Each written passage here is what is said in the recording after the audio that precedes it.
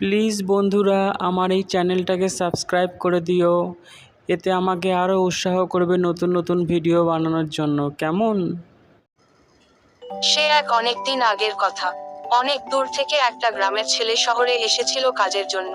প্রথমে সে এক ভুতুড়ে বাড়িতে ভাড়া থাকার জন্য আসে।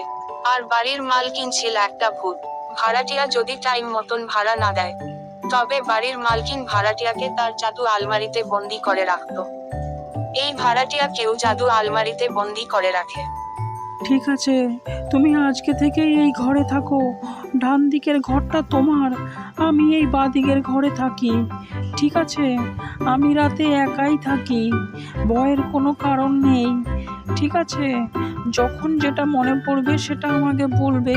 আমি ঘরেই থাকি, আমি তোমাকে দিয়ে দেব, কিন্তু তুমি ভাড়াটা টাইম মতন আমাকে দিয়ে দিও। ঠিক আছে? অনেক কথাবার্তা হওয়ার পর বাড়িওয়ালি নিজের ঘরে ঢুকে পড়ে রাত্রিবেলায়। রাতে যখন অন্ধকার ঘরে বাড়িওয়ালি ঢুকলো, ঠিক তখনই ভয়ঙ্কর ভাবে অন্ধকার ঘরে মোমবাতিটা রাত্রে বেলায় জ্বলে উঠলো। একটা ভাড়াটিয়ার পেছনে এত বকা যায় না। যাক, বলে এসেছি, টাকা না দিতে পারলে আমি তো আটকে রাখবো আমার জাদু আলমারিতে, তারপরে মজা দেখাবো আমি। অনেক রাত হয়েছে, এবার আমি ঘুমিয়ে পড়ি আমার নিজের রূপ নিয়ে।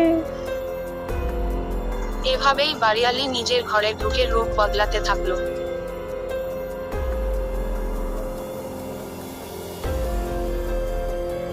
আজকে বৈশাখ মাসের অমাবস্যা, আজকে একটা ভাড়াটিয়া এসেছে। সামনের মাসের অমাবস্যাতে ওর কাছ থেকে টাকা নেব।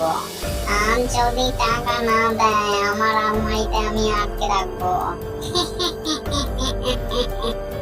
এইভাবে দেখতে দেখতে 1 মাস হয়ে গেল। জ্যৈষ্ঠ মাসের অমাবস্যার দিন রাত্রে বেলায় বাড়িওয়ালি ভাড়াটিয়ার কাছে টাকা চাইতে যায়। তখন ভাড়াটিয়া বলে, আমার কাছে এখনো টাকা পাইনি, এখন দিতে পারছি না, তুমি পড়ে নিও। ভাড়াটিয়ার কাছে এই কথা শুনে বাড়িওয়ালি খুব রেগে যায়, আর বাড়িওয়ালি রূপ বদল করে ভূতের রূপ নেয়। আর তারপরে রেগে গিয়ে তাকে নিজের আলমারিতে বন্দি বানিয়ে রাখে, আর আলমারি বন্ধ করে দেয়। কি বললি? এখন তুই দিতে পারবি না তোর পয়সা? তাহলে তুই আমার এই ধোঁয়ায় ছোট হয়ে যাবি, আর ছোট হয়ে তোকে আমি আলমারিতে বন্দি বানিয়ে রাখবো। এইভাবেই বাড়িওয়ালি সবাইকে বন্দি বানিয়ে রাখতো নিজের আলমারিতে।